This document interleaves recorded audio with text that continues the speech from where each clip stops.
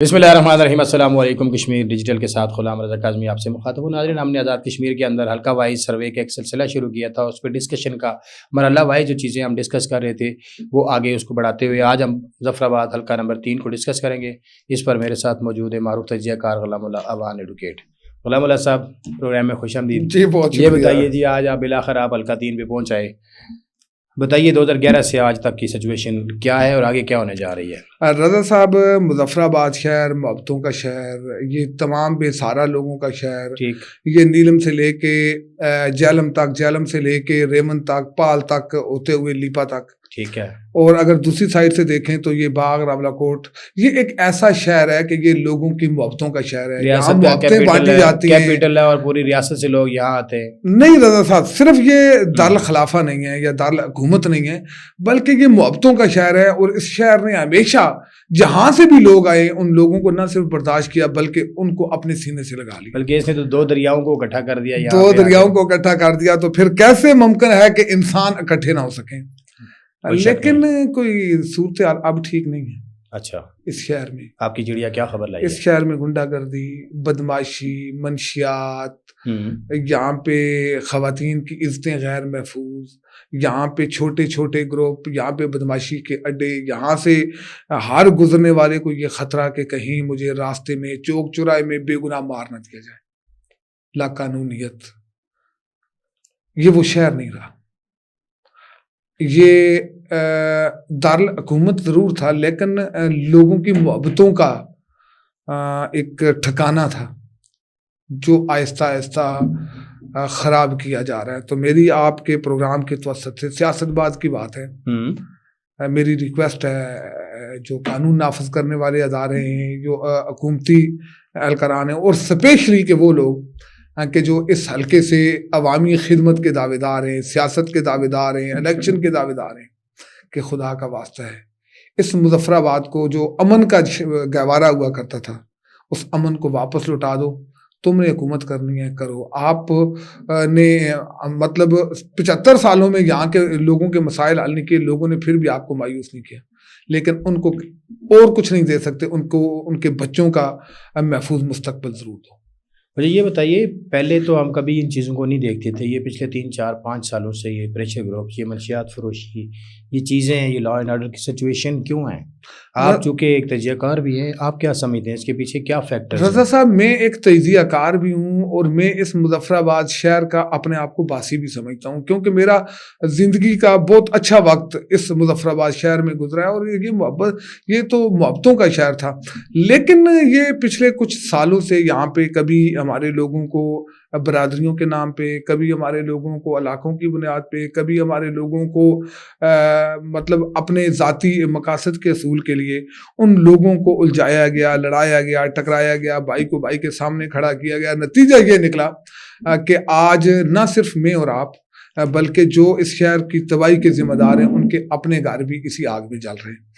तो मैं समझता हूँ कि अब सबको एक वक्त आ गया है कि ये तो तहरीक आज़ादी कश्मीर का बेस कैंप था। यहाँ से तो जिहादी काफिलों ने जाना था, यहाँ से तो उन लोगों ने जाना था जिन्होंने श्रीनगर के लाल चौक में खड़ा होकर पाकिस्तान का परचम लहराना था, जिन्होंने मकबूजा कश्मीर को आज़ाद करके आज़ाद कश्मीर का हिस्सा बनाना था, और फिर आज़ाद कश्मीर और मकबूजा कश्मीर को पाकिस्तान का हिस्सा बनाना था। लेकिन बदकिस्मती से ये शहर, हम अगर इस पे बहस करेंगे बहुत लंबी दास्तान बन जाएगी। हम अपने प्रोग्राम के रज़ा साहब, अमन आएगा तो सियासत होगी, अमन आएगा तो यहाँ पे हमें बड़ी बड़ी गाड़ियाँ मिलेंगी, हमारी ब्यूरोक्रेसी आएगी, यहाँ पे तालीम के लिए लोग आएंगे, यूनिवर्सिटियाँ कायम होंगी, रिसर्च सेंटर बनेंगे, यहाँ पे मेडिकल कॉलेजेस बनेंगे, यहाँ पे आपके बच्चों के लिए जब सब कुछ होगा तो वो सिर्फ इस वजह से होगा साहब आपने नहीं, आपने मेरी दुखती रग को छेड़ा। आपने कहा यहाँ यूनिवर्सिटियाँ बनेंगी, यहाँ मेडिकल कॉलेजेस बनेंगे, यहाँ भाईजान इससे पहले जो हमारे पास यूनिवर्सिटीज़ हैं, जो तालीमी अदारे बाकी हैं, या मेंबर महराब है, उसका जो रोल था सोसाइटी को बेहतर करने के लिए, उसने अपना रोल अदा नहीं किया। آپ سمجھتے ہیں کہ یہ رضا اس کا صاحب failure اس ہے؟ جرم میں ہم سب شریک ہیں. اس جرم کے تانے بانے کہیں سے بھی لے کے آئے ہمارے اوپر بھی آتے ہیں کہ ہم نے کتنا کردار ادا کیا. ہم نے اس سب لوگوں نے مل کے اس شہر کو برباد کرنے کے لیے تو سب کچھ کیا, آپ لیکن شہر اس کے شہر علاوہ کو اوورآل جب معاشرے آباد کی بات کرنے کے کریں، لیے ہم نے جب کچھ نہیں معاشرے کیا. کی بات کریں معاشرے تو میں تمام طبقات برابر معاشرے کے میں شریک رضا ہیں. صاحب آپ موسٹلی پریس کلب کے اندر ہوتے ہیں, مائیں آتی ہیں کہ مجھے بیٹے نے مارا ہے, جی. باپ آتا ہے کہ مجھے بیٹے نے گھر سے مطلب مار کے گھر سے ایسے باہر ایسے نکال کیسز دیا. آتے ہیں جو بیان نہیں کر سکتے. بیان نہیں کر, ایسے کیسز کے جو میں اس مطلب پوڈ کاسٹ میں میرے پاس بہت سارا مواد موجود ہے, میں بیان نہیں کر سکتا کہ کہیں جو شرعی رشتے ہیں ان کے اوپر سے لوگوں کا اعتماد نہ اٹھ جائے. جی. اور کیونکہ میں کبھی بھی اس چیز کا قائل نہیں رہا کہ ہم برائی کی تشہیر کریں اور اس برائی کو پبلک میں لے کے جائیں یا پبلک کے سامنے لے کے آئیں, کیونکہ یہاں پہ جو حالات ہیں وہ اگر ہم 5 سال پیچھے چلے جائیں تو اس مظفر آباد والے نہیں ہیں, لیکن آئیں گے پھر. اب اس کو بہتر کرنے کے لیے جو کیونکہ ہماری جو آپ سیاسی لے کے آئیں ٹیم گے, ہے, ہمیں سیاست کے اوپر کریں گے بات, کیوں نہیں کریں گے. اس شہر میں سیاست تو ہوئی ہے, یہاں پہ پہلے مسلم کانفرنس کی سیاست تھی, پھر پاکستان پیپلز پارٹی کی سیاست ہوئی, پھر یہاں پہ مسلم لیگ نون نے اپنے جھنڈے گاڑ دیے, پھر پاکستان تحریک انصاف کا بھی سورج طلوع ہوا, لیکن یہاں پہ سب کچھ ہوا, لوگوں کی تقدیر کا سورج طلوع نہیں ہو سکتا. جی, وہ کبھی مجھے ہوتا نظر نہیں آ رہا. تو جہاں تک اس حلقے کی بات ہے, میں سمجھتا ہوں کہ یہ مظفر آباد ڈویژن جو پوری ڈویژن ہے جس میں آپ کا نیلم جیلم یہ سارے ایریاز شامل ہیں, تو وہاں کی جو سیاسی موو بنتی ہے نا, تو وہ رضا صاحب کیپٹل سے بنتی وہ ہے. کیپٹل سے بنتی ہے. جیسی یہاں کی ہوا اور فضا بنتی ہے تو اس کا میسج تمام علاقوں میں چلا جاتا ہے, اور پھر لوگ یہاں کی ہوا کے مطابق اپنے مستقبل کا فیصلہ کرتے ہیں.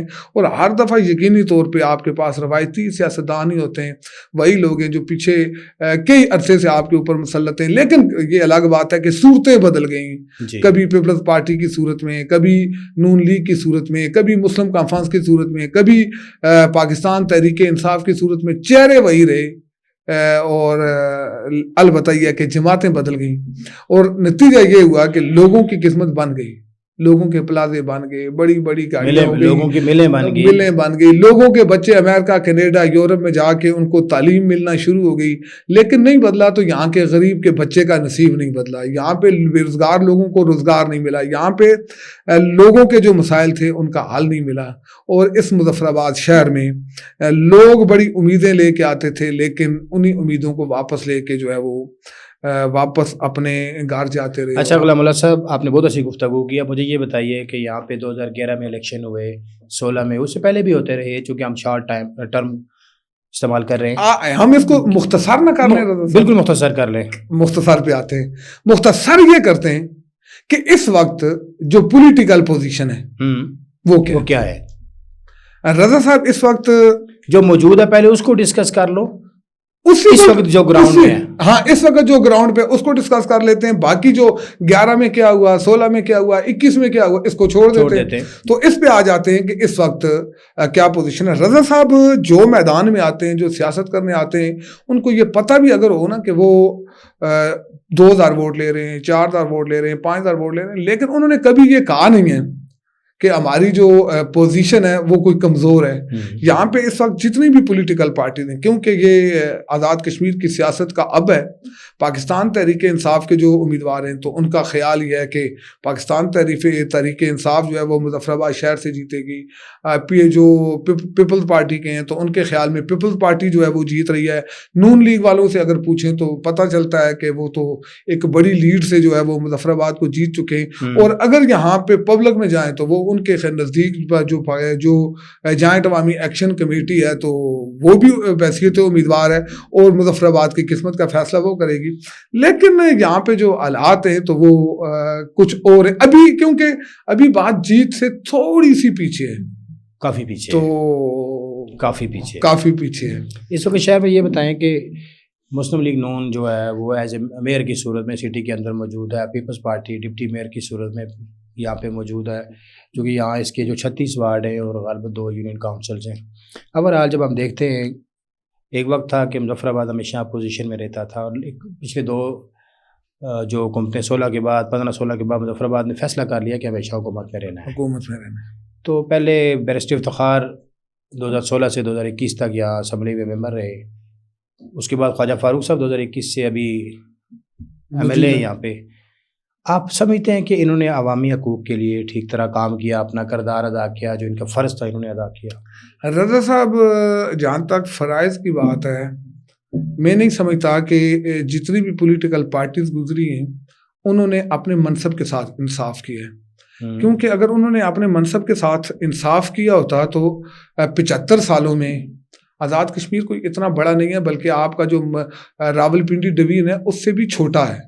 تو یہاں پہ آج میں ذاتی طور پہ سمجھتا ہوں آپ کی سڑکوں کے اوپر تارکول نہ ہوتا, بلکہ اگر ٹائلیں بھی لگا دی جاتی تو میرے خیال میں پھر بھی آپ کے پاس وسائل زیادہ ہوتے. ہر سال ہماری ریاست کے اندر جو ہے وہ ٹوٹی نلکے کے بنیاد پہ, راستوں کی بنیاد پہ, سڑکوں کی بنیاد پہ اربوں روپے کے فنڈز جاری ہوتے ہیں, لیکن وہ زمین پہ نہیں لگتے. میں نہیں سمجھتا کہ کسی نے بھی اپنے منصب کے ساتھ انصاف کیا ہے. ہاں یہ ضرور کیا ہے کہ جس کی برادری کی کا امیدوار جیتا تو اس نے اپنے برادری کے لوگوں کو نوازا, اپنے لوگوں کو نوازا, اور اپنے مستقبل اور آمدہ الیکشن کو سامنے رکھ کے اس نے کام کیا. اس نے لوگوں کی ضرورت کو, دارالخلافے کی حیثیت کو, اور یہاں کے جو غریب طبقہ ہے اس کے بارے میں کسی نے بھی نہیں سوچا. علامہ صاحب میرا آپ سے آخری کوشچن ہے, الیکشن ہونے جا رہے ہیں, کس کس کا مقابلہ دیکھتے ہیں یہاں؟ کون کون سے امیدوار ہیں؟ 4 پارٹیز کی جو مین ہے اس وقت, Muslim Conference, Pakistan Peoples Party, Muslim League نون, پی ٹی آئی, اور کوئی انڈیپینڈنٹ بھی آ رہے ہیں. کیا سمجھتے ہیں؟ کیا کہتے ہیں پھر دے دوں ٹکٹ؟ میں تو کہتا ہوں آپ کی چڑیا جو خبر لائی آج بتا دیں عوام کو. نہیں, اگر آپ کہتے ہیں تو ہم ٹکٹ جاری کر دیتے ہیں. میں آپ کو کہتا ہوں کہ یہاں مسلم لیگ نون کے پاس بھی 2-3 امیدوار ہیں. اچھا آپ مجھے یہ کریں نا, آپ مجھے آپشن دیں, میں آپ کو ٹکٹ دیتا ہوں. اچھا سر, مجھے یہ بتائیے کہ مسلم لیگ نون کا ٹکٹ شاید محمود وانی صاحب کے پاس ہوگا یا افتخار گیلانی صاحب کے پاس؟ ڈن کریں گے, افتخار گیلانی صاحب کو آپ ڈن کریں. پاکستان پیپلز پارٹی کا ٹکٹ کس کے پاس ہونا چاہیے یا ہوگا؟ سردار مختار احمد عباسی یا سردار مبارک حیدر؟ آپ عباسی صاحب کو ڈن کریں. بہت بڑا رول ہے مختار عباسی اپنا مبارک حیدر صاحب کا پاکستان پیپلز پارٹی میں. رضا صاحب یہاں پہ وہ خواہشوں کے اوپر کام نہیں چلتا, لمبی بحث میں نہیں جاتے, یہاں پہ محنتوں کے اوپر. بتائیے پی ٹی آئی کی طرف آتے ہیں, خواجہ فاروق احمد, سعید امان یا محسن امان؟ ایک اور بھی ہے کوئی خورشید امان صاحب. ہاں خورشید صاحب بھی ہیں, پتہ نہیں کیا ان کا پیچھے نام ہے, مجھے یاد نہیں رہا. ان سمیت بہت سارے لوگوں نے, بہت سارے لوگ ہیں جو شارٹسٹ. تو مجھے نہیں لگتا کہ ان میں سے کوئی بھی ایسا ہے کہ جو خواجہ فاروق صاحب سے ٹکٹ چھین سکتا ہے. خواجہ فاروق صاحب کو ڈن کریں. مسلم کانفرنس سجاد بھائی صاحب یا کوئی اور؟ سجاد بھائی صاحب, کیونکہ یہ ڈن ہے ان کا. اچھا آزاد امیدوار کچھ آ رہے ہیں؟ نہیں, ایک اور جماعت ہے تحریک انجمن جوانان یا تحریک نوجوانان جو بھی. اچھا رضا صاحب, اس کی کون ہے کینڈیڈیٹ؟ اس کی ایک خاتون ہے بڑی, ڈاکٹر تینیت اوان تو نہیں ہے؟ تینیت اوان ان کا نام ہے میرے خیال میں.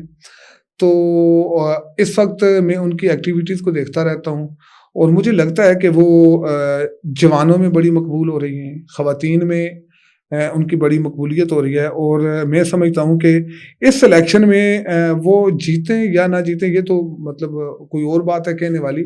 البتہ یہ ہے کہ یہ بھی اچھا ووٹ اس دفعہ مظفر آباد شہر سے لے گئے, یعنی کہ تحریک جوانان بھی اس کا ٹکٹ ڈاکٹر تینیت کے پاس, ڈاکٹر تینیت کے پاس ہے. اور یہ شعبہ میرے خیال میں ان کی شعبہ خواتین کی. غلام اللہ صاحب میرے خیال میں آج کی اس پروگرام تک آپ کے اتنے ٹکٹ کافی ہیں. ناظرین یہ تھے غلام اللہ عوان صاحب جو مظفر آباد سٹی حلقہ نمبر 3 کے حوالے سے اپنے خیالات کا اظہار اور اپنا تجزیہ پیش کر رہے تھے. انہوں نے 4 جماعتوں کے حوالے سے ٹکٹ کا فائنل کہا کہ یہ لوگ ہیں جو ٹکٹ کے لیے فائنل ہیں, اس کے علاوہ کوئی نہیں ہوگا. تو ہم اس پروگرام کو ریکارڈ کے لیے ضرور جب پارلیمانی پارٹی ٹکٹ جاری کرے گی تو آپ کے سامنے پیش کریں گے. غلام اللہ صاحب نے ٹھیک کہا یا غلط کہا؟